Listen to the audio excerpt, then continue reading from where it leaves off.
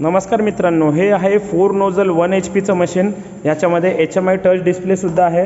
इथे number of recipes आपण set करू शकतात।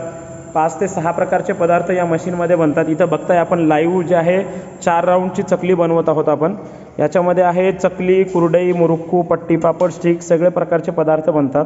आता ही 4 राऊंडची चकली आहे, तुम्हाला 3.5 राऊंड पाहिजे, 3 राऊंड पाहिजे, ही सगळी सेटिंग जे आहे ते डिस्प्लेवरून आपण करू शकतो।